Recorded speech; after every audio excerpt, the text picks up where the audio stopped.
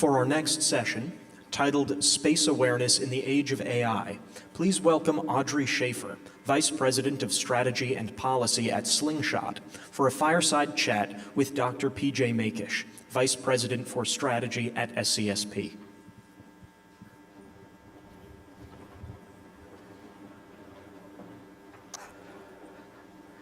So, you get the sofa and I'll take this one.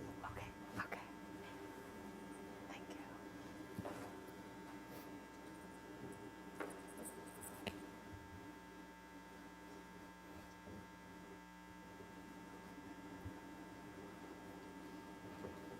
Good morning, everyone.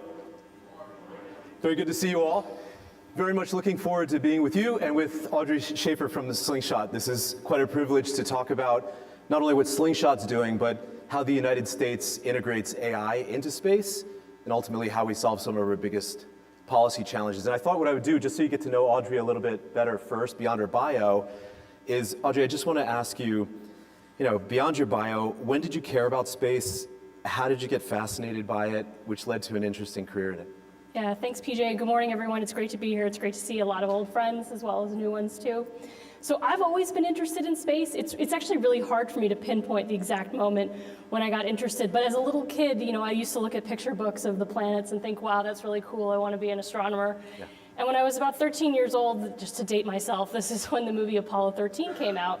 And there's this scene where the astronauts, their ship is crippled, and the engineers in Johnson Space Center say, we need to put this round peg in a square hole. Go figure it out.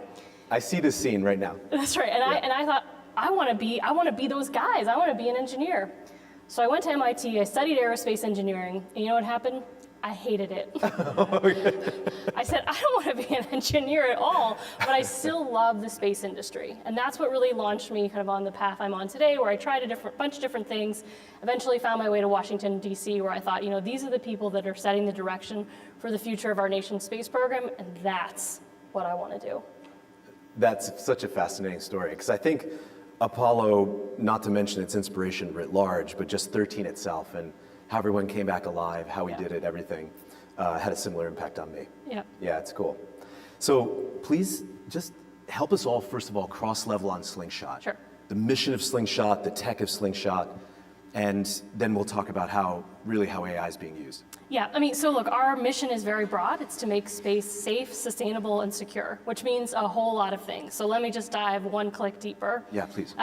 So we are primarily known as a space domain awareness company, meaning that we monitor activities in space. And this is our roots. We operate a worldwide network of optical sensors that are tracking objects all the way from low Earth orbit up into geosynchronous orbit and cislunar and beyond, so that we maintain continuous awareness of activities in space. We then apply what I think is really industry-leading artificial intelligence and machine learning to derive insights from all of that data. And this is really what I think we're known best for in the industry. The piece I think that we're a little less well known for, but that I think is really cool, is how we use some of that data to support operations and training. So we're actually building agentic AI space operators. So think like an agent that can act autonomously, that is trained not to talk to you and answer your questions about, on the internet, but is trained to actually operate a satellite. And we use those agentic AI in training with Space Force Guardians to help them prepare for conflict that extends into space. But we also think there's applications to optimize autonomous collision avoidance, which is increasingly a trend that we're seeing in large constellations. Oh, I would love to dive into that a little bit. Let's maybe start on the situational awareness side, SA. So where is AI taking down challenges that you needed machine learning or AI in a way that just humans weren't doing it? Yeah, so I always like to start with some statistics for those who haven't been tracking space for 15, 20 years. But the space domain has changed considerably. Even since I started working in the Pentagon around 2010, I pulled up the numbers. Around then, there were about 1,000 active satellites. So this is all the way LEO up to GEO. About 1,000, that's a reasonable number. You fast forward 10 years to 2020, that number had doubled to about 2,000. That's good, solid growth. Then you fast forward just 5 years from 2020 to 2025, and we're over 13,000, approaching 14,000. That is a significant exponential growth. And if you think about maintaining awareness of objects in space, sure, when there's only 1,000 objects, that's a task that a human or a team of humans, analysts, can reasonably do, and they can reasonably identify differences and anomalies and things that they should pay attention to. But when you get to 13,000, 14,000, or what's predicted, which is upward of 100,000 satellites in just a couple of years, there's absolutely no way that humans can really process that amount of data. Right. And so when we think about the AI ML piece of it, I mean, yes, just the big data problem really lends itself very well to using machine learning to help identify those patterns and understand kind of differences. Where we as a company have done some really cutting edge AI is a technique that some of you will know what this means, I only barely know what it means. It's called inverse reinforcement learning. The AI actually teaches itself what is important to look at. And so we've got a system called Agatha, which we've published, talked about quite extensively, where it looks at large constellations or really any grouping of similar satellites, whether they're in a similar orbital shell or performing a similar mission. And it figures out not only what's different of a given satellite, but actually can explain why. So if you think about, say, a constellation of Starlink satellites where you've got thousands of them, maybe there's one that maneuvers a little more frequently, or maybe its communications patterns are slightly different, or maybe it's just station keeping a lot more often, which would indicate that it has a higher mass than the other satellites in the constellation. The Agatha figures out which of those things is interesting and then offers an explanation for why. Maybe it has a different mission. Maybe it has a different payload. That's fascinating. Yeah. I mean, if you think too about the interactive complexity of not just existing satellites, but inactive ones, space junk, we're talking about like 32,000 plus objects in addition to those, and then the future. Go 10 years, 20 years, 30 years, it's not getting smaller. No. So then that's a good picture of how AI is using inverse reinforcement learning on the situational awareness side to know what to look at. It sounds like a more advanced form of attention modeling. Where about on the optimization side? So from the knowing to the doing side, where's AI being used? Yeah, that's the part I think is just super cool. So this is the agentic AI that I talked about earlier, and this is where we're actually working with the Space Force under a contract with Space Systems Command to build an AI system we called TALOS. Oh gosh, and I should have written down what the acronym stood for. It's like the Thinking Agent for Logical Operations or something along those lines. Hey, that was good. Yeah, it's close enough. I think I missed a letter, but anyway, so TALOS is this thinking agent for space operations. You give it a goal, like, okay, your goal is to intercept this threatening satellite, keep your back to the sun at all times so that it doesn't have a good viewing angle on you, conserve your delta V, your fuel, so that you have mission to spare, and avoid causing interference with any of the other satellites around you. Go plan that mission.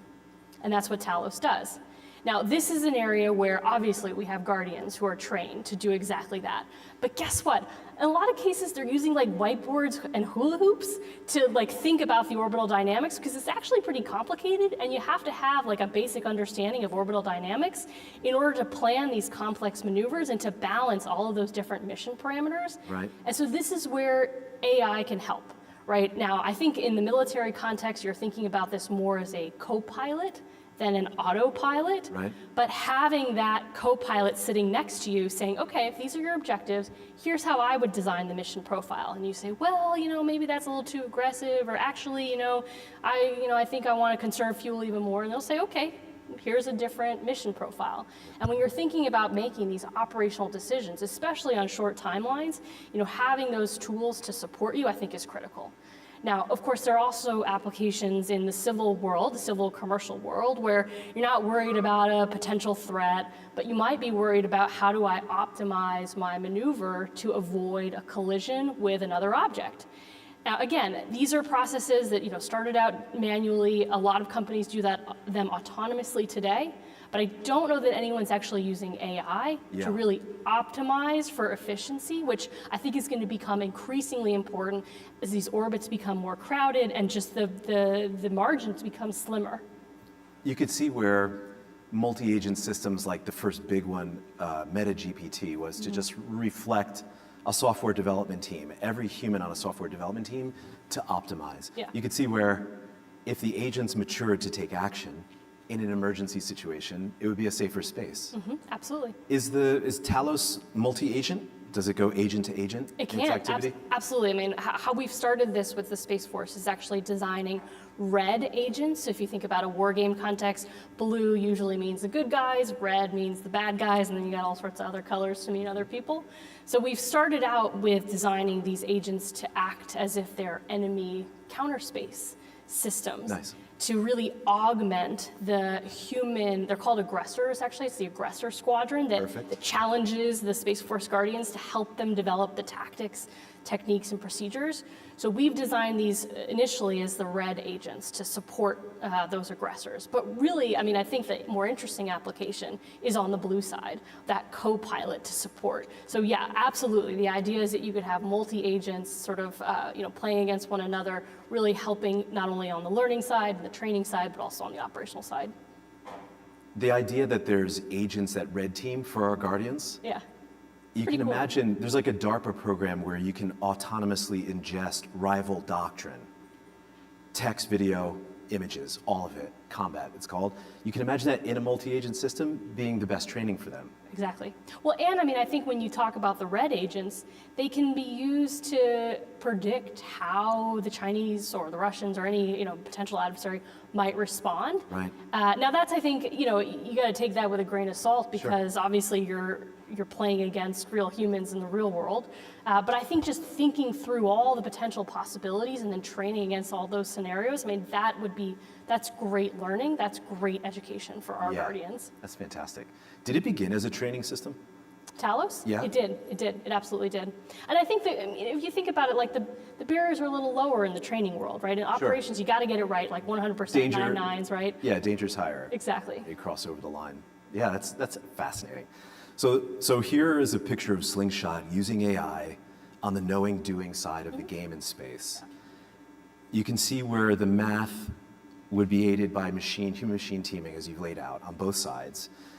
So as Slingshot evolves, like what is it coming up against in terms of space policy? So, you're unique in the sense that you're in the commercial jungle now. You've walked the halls of the White House. You've walked the halls of the Pentagon. You've really thought about policy at least since 10. What does America need to do right to just take down the policy barriers to make a better space? Right. Yeah, I mean, a lot of this isn't, I think, unique to Slingshot. I mean, I think it's the same story you'll hear across the space industry and across the larger defense technology industry. So at the risk of saying something that, 8 different people could say, I'd say a couple things. First is acquisition and procurement. And I mean, obviously that's a huge topic right now, given all the reforms that were recently announced. But I think we have got to get this right. There are companies across the defense ecosystem, but in particular in space. There's a ton of venture capital fueling the industry right now with the expectation that the Defense Department is going to acquire solutions on a commercial basis. And, we've been talking this talk, especially in space, for a very long time. And I'm really looking forward to seeing us walk the walk. Right on. So that's number one. The second one, that I think the U.S. has really got to get right, just from a space perspective more specifically, is something that General Saltzman, the Chief of Space Operations, talks about a lot, which is responsible counter-space campaigning. Conflict is coming to space, whether we like it or not. Kind of there now. Exactly. Just quietly, right? Right, and we talked a lot about training Guardians, preparing for conflict, whether that's using AI or not. The point is we've got to do these things, but we have to figure out how to do it in an environment that is fundamentally shared.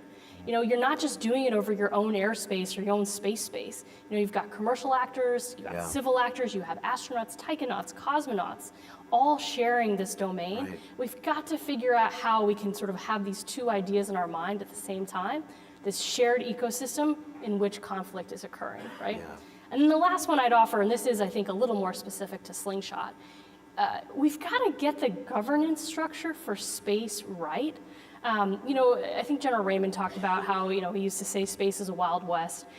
I don't actually think it's the Wild West it's the wild east. In the US, with our allies and partners, we actually are starting to follow some of the same Right. rules and norms, whether that's on the military side or Yeah. the commercial side, but those norms are not widely followed internationally. Got it. And we don't have the system of awareness, data sharing, communications protocols, and just rules and enforcement Yeah. that we need to like optimize operations for everyone, frankly, regardless of whether they're using AI or not. Who's best positioned to have the authority to guide the Wild East? Yeah, that's Like a great question. where does the power rest for that?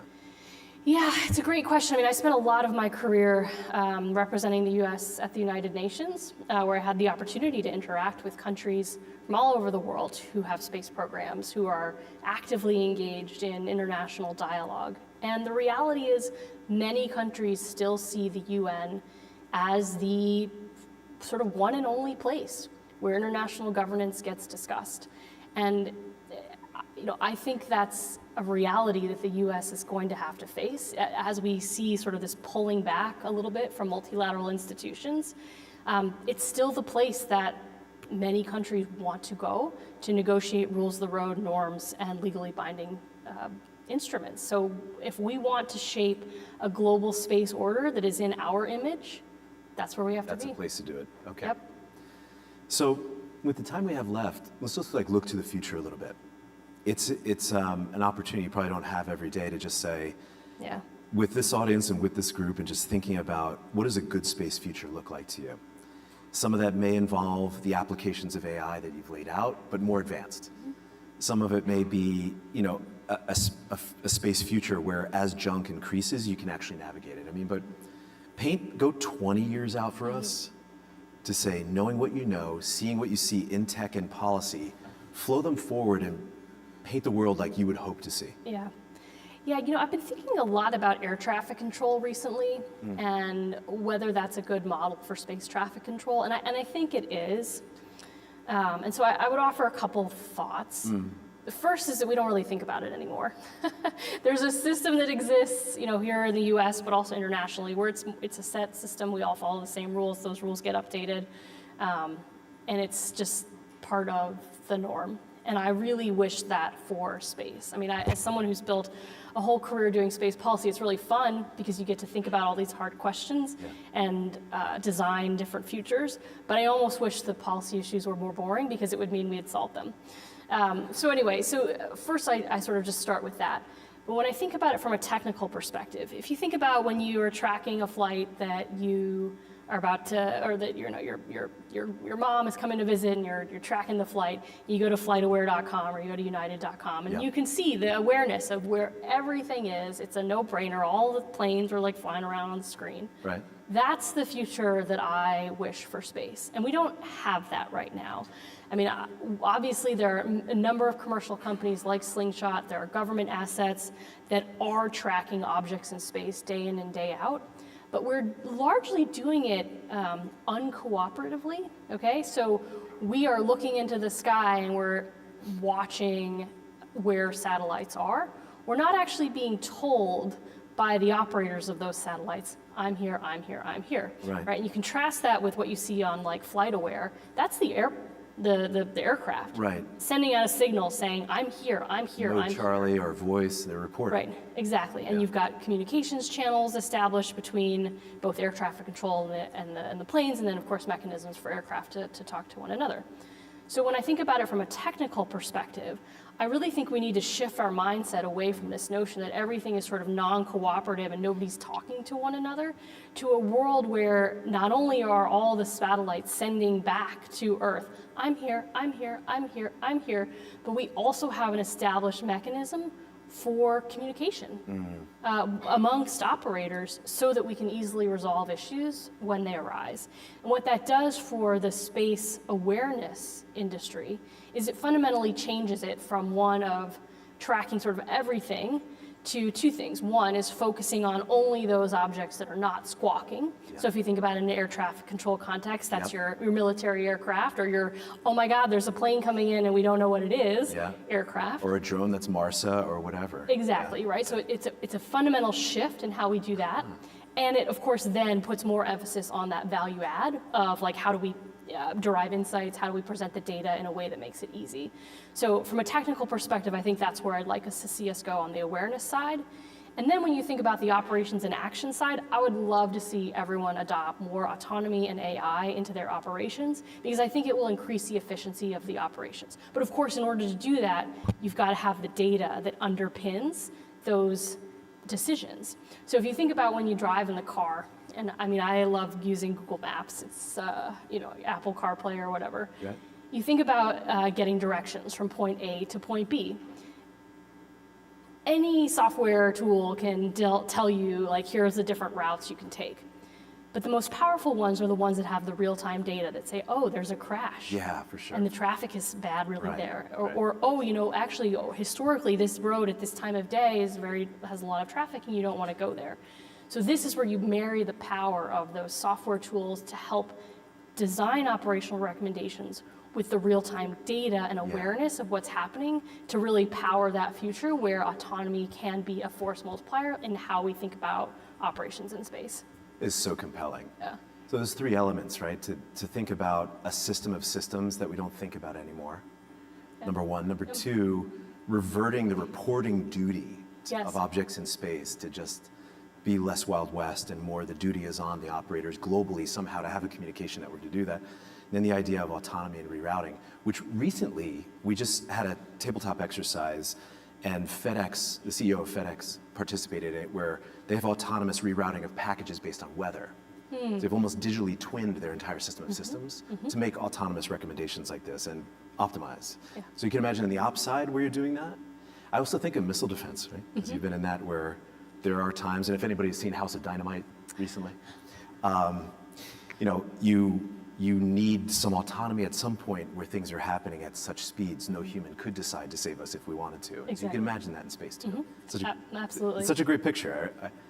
I hope we capture that. It'd be a nice short. You it's did a good great video. job summarizing what I thought was a somewhat rambling. No, you're description instructional. of the No, future. you're instructional.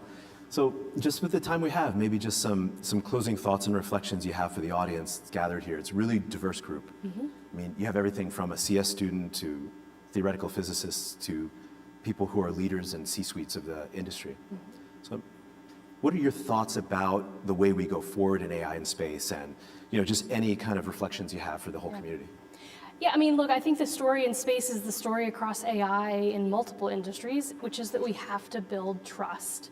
We have to build trust in the systems and the data and in the recommendations, or else people aren't going to use it. Yeah. And this is where I think the example of actually the training is so compelling, because I wouldn't expect the Space Force to right away buy my co-pilot for space operations, because they're not going to trust the recommendations that they get with it.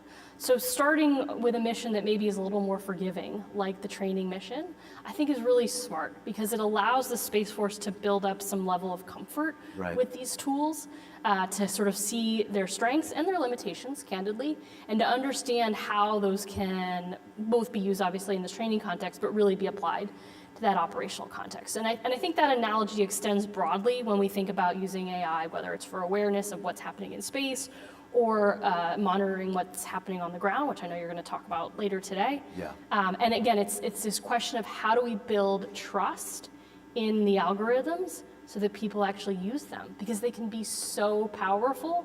But obviously, there's, I think, still a fair amount of skepticism about sort of turning over the keys to the kingdom. Right.